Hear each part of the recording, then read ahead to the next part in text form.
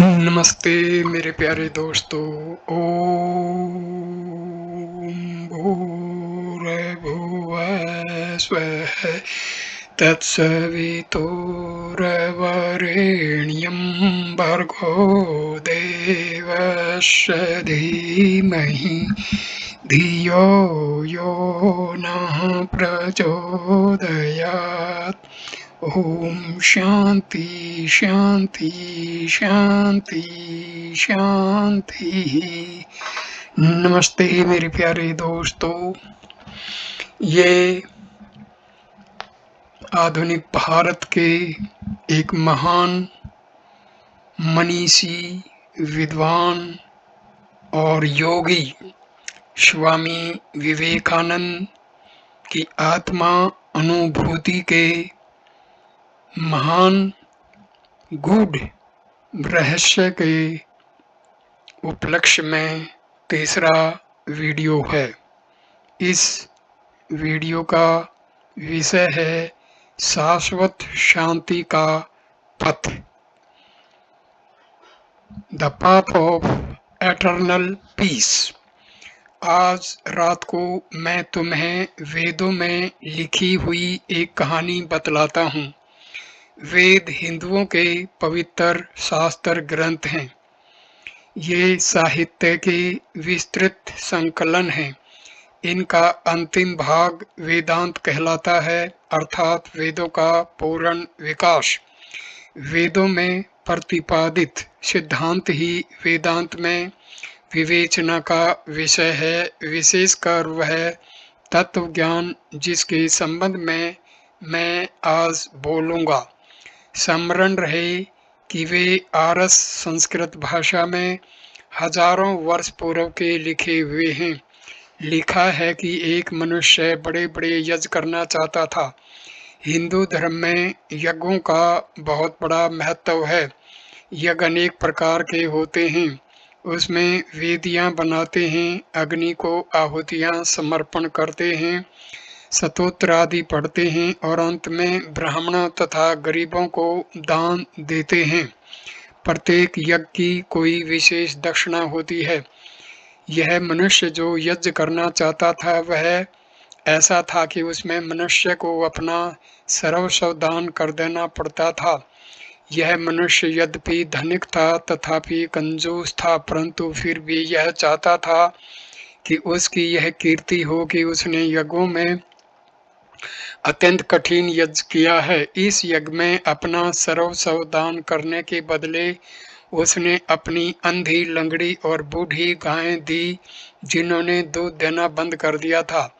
लेकिन उसका नचिकेता नाम का एक लड़का था।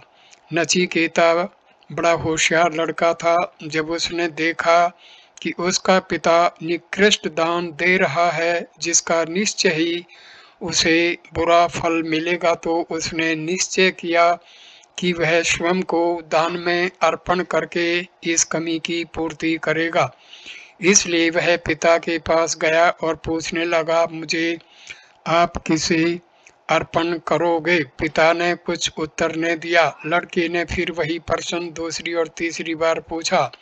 पिता चिढ़ उठा और बोला, मैं तुझे यमराज को दूंगा, मैं तुझे मृत्यु को अर्पण करूंगा। बस लड़का सीधा यमराज के दरबार को चला गया।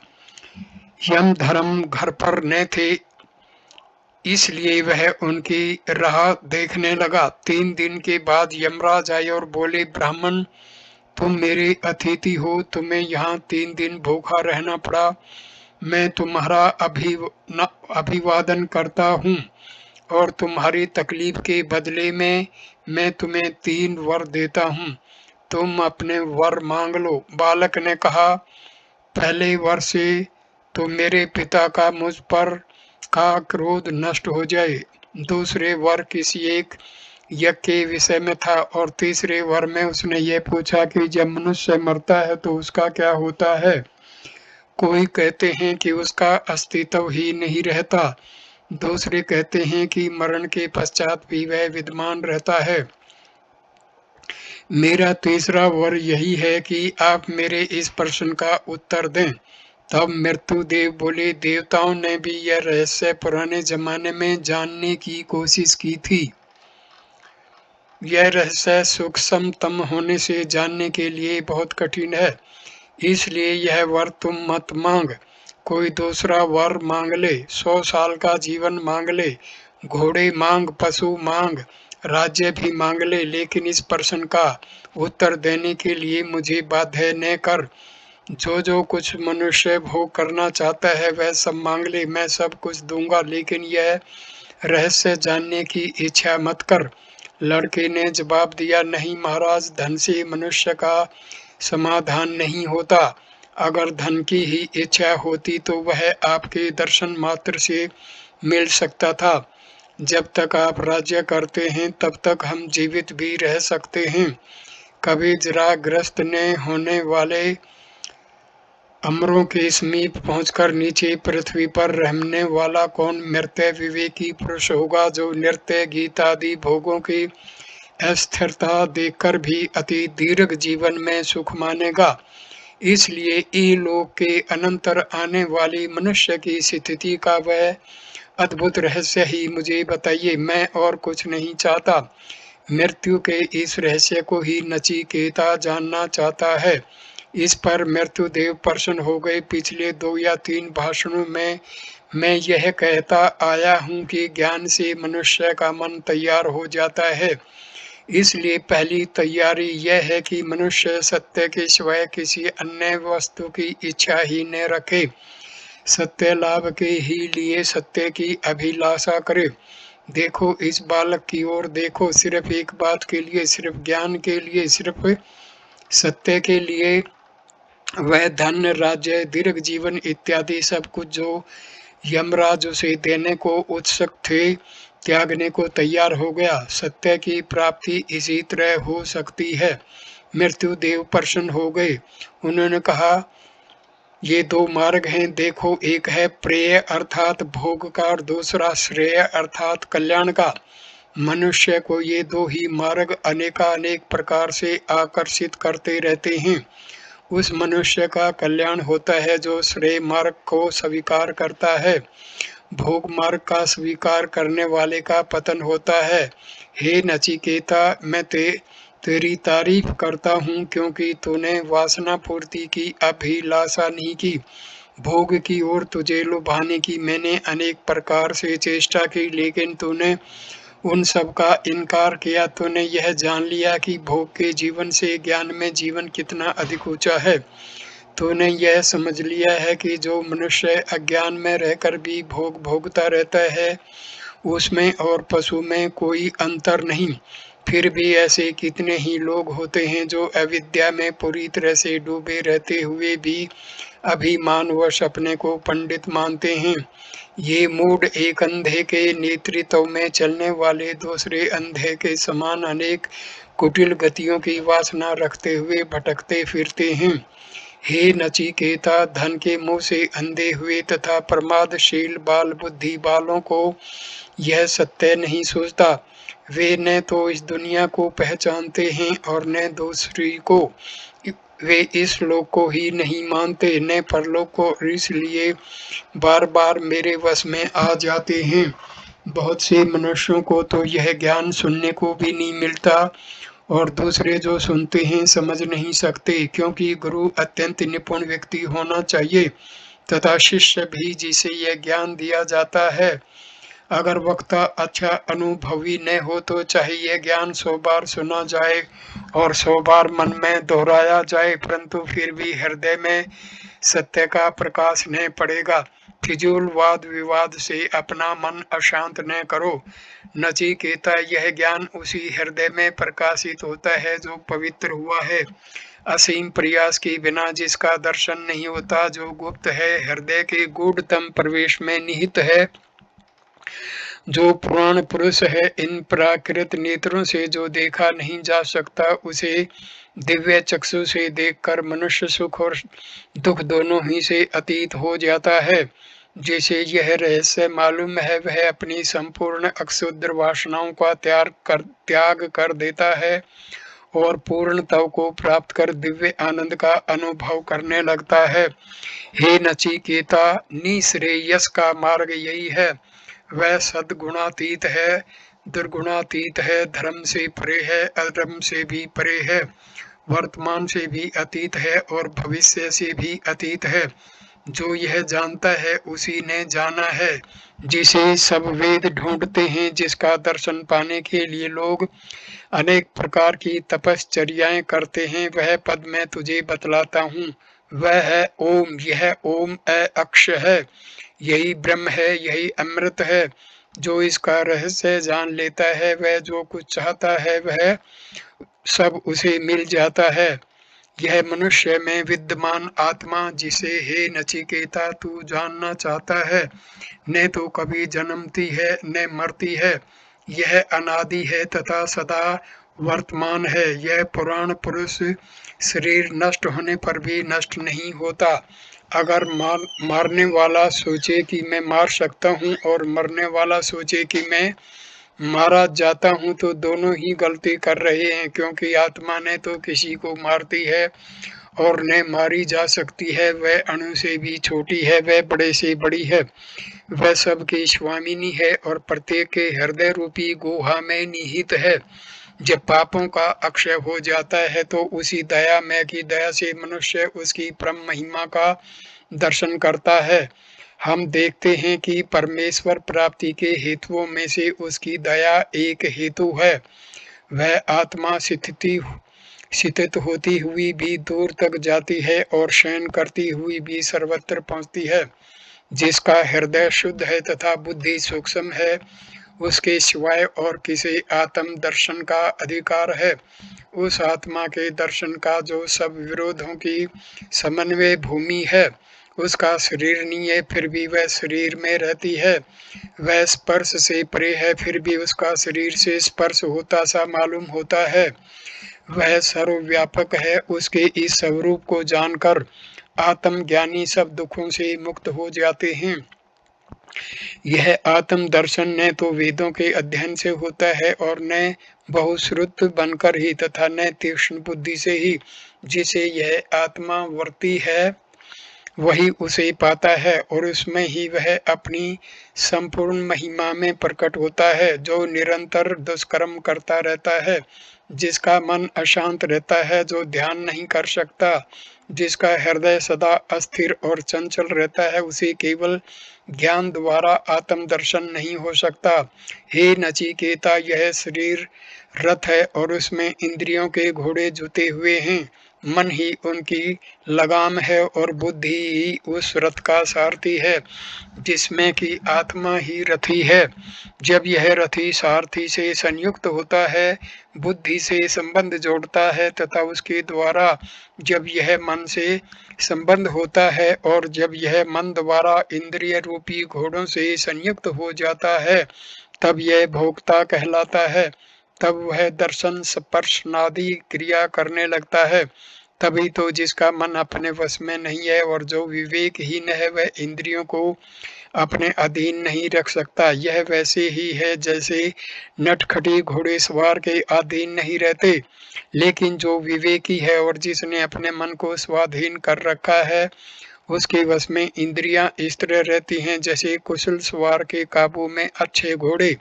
जो विवेकी है, जिसका मन सत्य दर्शन के पथ पर सर्वदा अग्रसर होता है तथा जो सर्वदा शुद्ध है, वही इस सत्य को पाता है। इस सत्य को पाल लेने के पश्चात मनुष्य का पुनर्जन्म नहीं होता। परंतु हे नचिकेता, यह मार्ग बहुत दुर्गम है, दीर्घ है तथा दोषाध्य है। सद सूक्ष्म बुद्धि के मनीषी ही इसे समझ सकते हैं तथा उसका अनुभव कर सकते हैं। तो भी हे नचिकेता, तू निर्भय रह, जग जा, उठ खड़ा हो और बिना ध्येय पाए विराम मत ले, क्योंकि आत्मज्ञानी कहते हैं कि छुरे की तीक्ष्ण धार पर चलने के समान यह पथ दुस्तर है। जो इंद्रियों से अतीत है, जो अरूप है, रस के अतीत है, जो अविकार्य, अचिंत्य अनंत और अनश्वर है, उसे जानकर ही मनुष्य मृत्यु के मुख से बच जाता है। यहाँ हमने यह देखा कि हमारा कौन सा ध्येय होना चाहिए, और यही यम धर्मराज ने वर्णन किया है। पहली बात यह है कि जन्म, मृत्यु, दुख तथा इस दुनिया में मनुष्य को मिलने वाले अनेक झटके केवल वही मनुष्य पार कर सकता है जिसने सत्य जान लिया है। सत्य क्या है? सत्य वह है जिसमें कोई विकार उत्पन्न नहीं होता। मनुष्य की आत्मा, विश्व की आत्मा ही सत्य है। पुनश्च यह भी कहा है कि उसे जानना दुष्कर है। जानने का अर्थ सिर्फ बुद्धिगम्यता ही नहीं है, वरन अनुभव करना है। बार बार दोहराकर हमने यही पढ़ा है कि इस आत्मा का दर्शन करना चाहिए, उसका अनुभव करना चाहिए। हम इन नेत्रों से उसे नहीं देख सकते, क्योंकि वह दर्शन परम सूक्ष्म बुद्धि द्वारा होता है। दीवार या पुस्तकें देखना केवल स्थूल दर्शन है। उस सत्य को जानने के लिए मनुष्य की दृष्टि सूक्ष्म होनी चाहिए। ज्ञान का यही परम रहस्य है। बाद में यमदेव कहते हैं कि मनुष्य को अत्यंत पवित्र होना चाहिए। हमें अपनी दर्शन शक्ति को सूक्ष्म बनाने का यही मार्ग है। और इसके बाद वे हमें दूसरे मार्ग बतलाते हैं। वह सत्य स्वरूप आत्मा इन इंद्रियों के अत्यंत परे है। दर्शन, स्पर्शनादि के कारणभूत ये इंद्रियां सिर्फ बाह्य वस्तुओं को ही देखती हैं, लेकिन यह स्वयंभू आत्मा अंतर्मुख होने पर ही देखी जा सकती है। यहाँ साधक के लिए किस गुण की आवश्यकता है, इसका तुम्हें स्मरण रखना चाहिए। वह है अपने नेत्रों को अंतर्मुख कर आत्मा को जानने की अभिलाषा। निसर्ग में जो हम ये अत्यंत अनेक सुंदर वस्तुएं देखते हैं, वे वास्तव में आकर्षक हैं, परंतु परमेश्वर के दर्शन का यह मार्ग नहीं है। हमें अपने नेत्रों को अंतर्मुख करना सीखना चाहिए। बाह्य वस्तुओं को देखने के लिए नेत्रों की लालसा रोकनी चाहिए। जब तुम भीड़ भाड़ों वाली सड़क पर घूमते हो तो अपने साथ चलने वाले मित्र की बातचीत सुनना तुम्हारे लिए कठिन होता है, क्योंकि आती जाती हुई गाड़ियों की बहुत आवाज होती रहती है और वह साथी भी तुम्हारी बात नहीं सुन सकता। तुम्हारा मन बहिर्मुख होने के कारण तुम उस मित्र की बात नहीं सुन सकते जो तुम्हारे बिल्कुल समीप है। इस तरह यह संसार इतना बड़ा कोलाहल मचाता रहता है कि मन उधर खिंच जाता है। फिर आत्मा को हम कैसे देख सकते हैं? मन की यह बहिर्मुखता ही दूर करनी चाहिए। नेत्रों को अंतर्मुख करने का अर्थ यही है कि तभी अंतर्यामी प्रभु की महिमा का साक्षात्कार होगा। यह आत्मा क्या है? हमें मालूम हो गया है कि वह बुद्धि से भी अतीत है। यही कठोपनिषद हमें बतलाता है कि यह आत्मा शाश्वत और सर्वव्यापी है। तुम, मैं और हम सब लोग वास्तव में सर्वव्यापी आत्मा हैं, और यह आत्मा अविकार्य है। अब यह सर्वव्यापी सद्वस्तु सिर्फ एक ही है। ऐसी दो वस्तुएं हो ही नहीं सकती जो एक ही में सर्वत्र विद्यमान हो। यह संभव भी किस तरह है? दो वस्तुएं कभी अनंत हो ही नहीं सकती। फलतः वास्तव में आत्मा एक ही है। तुम, मैं तथा यह संपूर्ण विश्व वही एक आत्मा है जो बहुरूपी सा प्रतीत होता है। जब यह आत्मा पूर्ण शुद्ध तथा एकमेव सत्ता है, तो फिर प्रश्न यह है कि जब इसका इस अपवित्र शरीर से, इस दुष्ट या उस सुष्ट शरीर से संबंध होता है तो इसका क्या हो जाता है? इससे उसका पूर्णतः किस तरह रह सकता है? वह अकेला सूर्य ही प्रत्येक आंख में दृष्टि का कारण है, फिर भी उसे आंख के दोष लागू नहीं होते। अगर किसी मनुष्य को पीलिया रोग हो जाए तो उसे प्रत्येक वस्तु पीली नजर आवेगी।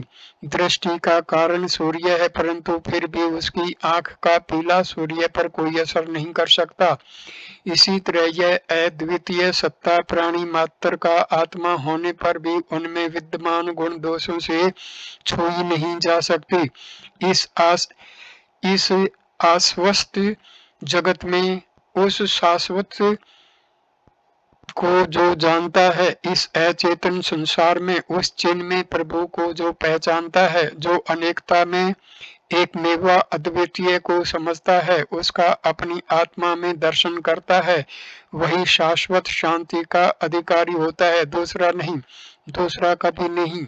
वहाँ न सूर्य प्रकाशित होता है, न चंद्रमा, न तारे ही चमकते हैं और न बिजली ही लपकती है। फिर इस अग्नि की तो बात ही क्या है, उसके प्रकाश से ही प्रत्येक वस्तु प्रकाशित होती है, उसी के प्रकाश से प्रत्येक वस्तु प्रकाशित होती है। जब हृदय को दुख देने वाली वासनाएं नष्ट हो जाती हैं, तब मनुष्य अमर हो जाता है, ब्रह्म पद प्राप्त कर लेता है। जब हृदय की ग्रंथियों का भेद होता है, जब सब संशयों का निराश होता है, तभी यह मृत अमर बन जाता है। यही मार्ग है, यह अध्ययन हम सभी का रक्षण करे, हम सब इस ज्ञान का एक साथ उपयोग करें, हम सब में यह बल उत्पन्न करें, हम सब तेजस्वी और शक्तिशाली बने और हम परस्पर विद्वेष न करें। ओम शांति शांति शांति। वेदांत दर्शन की विचारधारा इस प्रकार की है। इस वेदांत में तुम ऐसे विचार पाओगे जो संसार के अन्य सब दर्शनों से बिल्कुल निराले हैं। वेदों के प्राथमिक विभाग में उसी तत्व का शोध किया गया है जो अन्य ग्रंथों में है।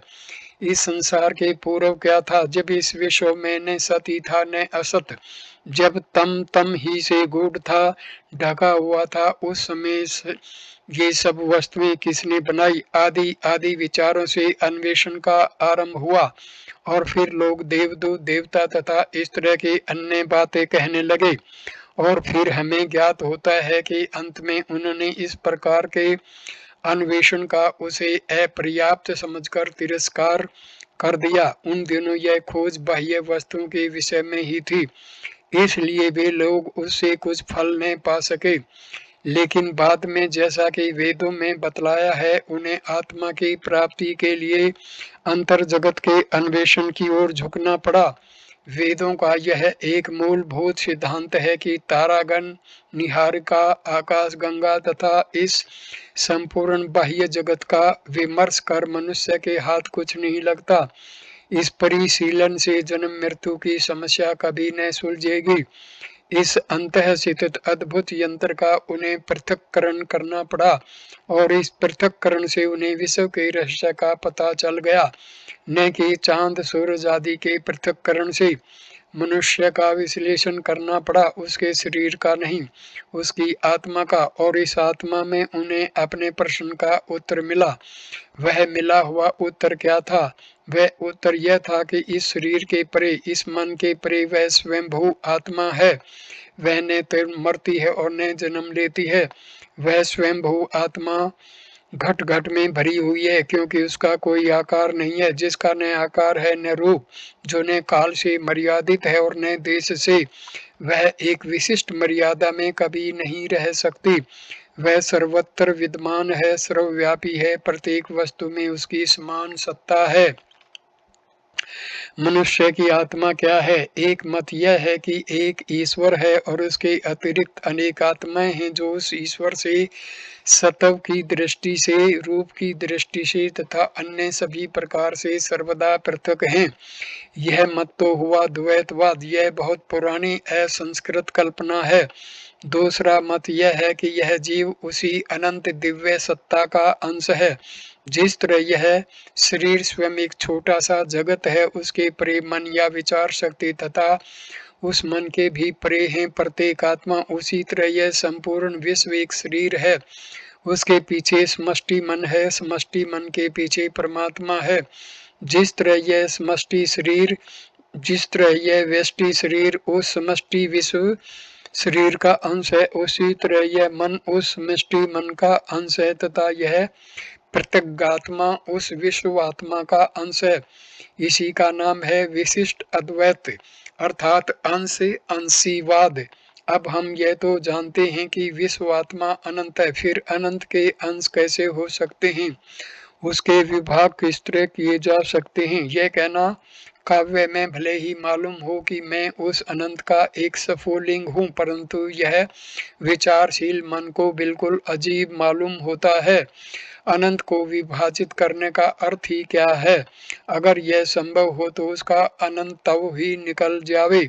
क्या वह कोई भौतिक जड़ वस्तु है जिसे तुम विभाजित अथवा खंडित कर सकते हो? अनंत तो कभी विभक्त ही नहीं हो सकता। तो फिर निष्कर्ष क्या निकला?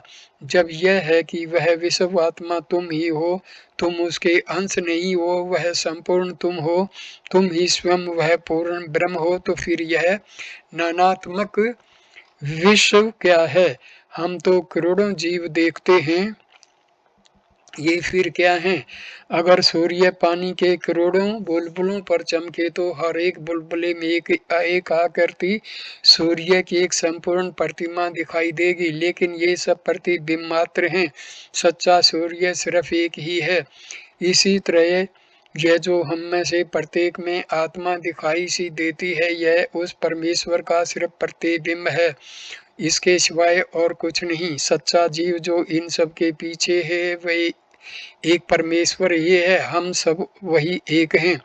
इस विश्व में आत्मा एक ही है, वह तुम में है और मुझ में है। वह सिर्फ एक ही है। वही आत्मा इन विभिन्न शरीरों में विभिन्न जीवों के रूप में प्रतिबिंबित हुई है, लेकिन यह हम नहीं जानते। हम समझते हैं कि हम एक दूसरे से और उस परमात्मा से पृथक हैं, और जब तक हम ऐसा सोचेंगे तब तक संसार में दुख और कलेश बना रहेगा। यह तो बड़ा भ्रम है। अब दुख का एक दूसरा उद्यम है भय। एक मनुष्य दूसरे पर आघात क्यों करता है? इसलिए कि वह डरता है कि उसे काफी उपभोग नहीं मिलेगा। मनुष्य को यह डर रहता है कि उसे काफी पैसा नहीं मिलेगा, इसलिए वह दूसरे पर आघात करता है और उसे लूटता है। अगर यहाँ से वहां तक एक ही सत्ता का ज्ञान हो तो फिर डर कहाँ से आ सकता है? अगर मेरे सिर पर वज्रपात हो जावे तो भी वह वज्र में ही हूँ, क्योंकि विश्व में सिर्फ एक में ही विद्यमान हूँ।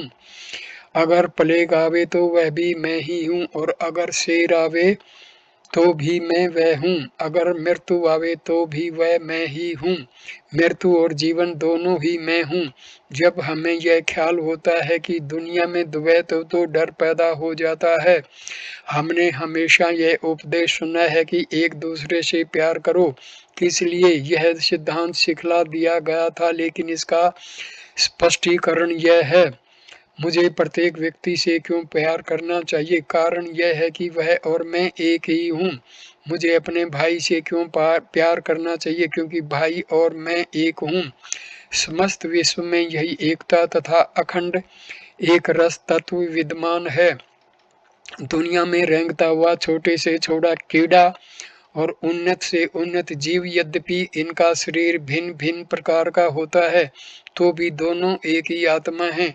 तुम ही सब मुखों से भक्षण कर रहे हो, सब हाथों से तुम ही काम कर रहे हो, और सब आंखों से तुम ही देख रहे हो। करोड़ों शरीर लेकर तुम ही स्वास्थ्य भोगते हो, और करोड़ों शरीरों में तुम ही रोग सहते हो।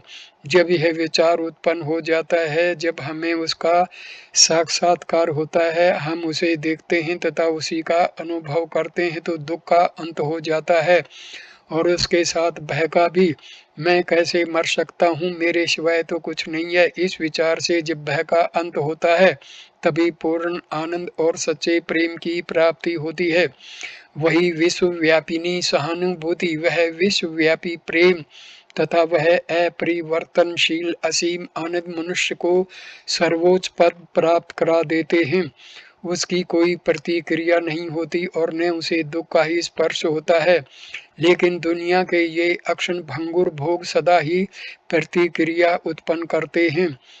इस सब का कारण है द्वैत भाव, अर्थात यह भाव कि मैं दुनिया से अलग हूँ, मैं परमेश्वर से अलग हूँ। लेकिन ज्यों ही यह भावना कि मैं वह हूँ, मैं ही विश्व की आत्मा हूँ, मैं आनंद स्वरूप हूँ, मैं नित्य मुक्त हूँ, उत्पन्न हो जाती है, त्यों ही सच्चा प्रेम प्रकट हो जाता है, डर भाग जाता है, दुख दूर हो जाता है, और हमें शांति प्राप्त हो जाती है।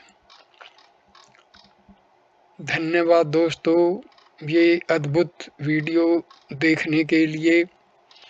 इस वीडियो में आत्मा, परमात्मा यानी कि वेदों की ब्रह्म विद्या को समझाया गया है।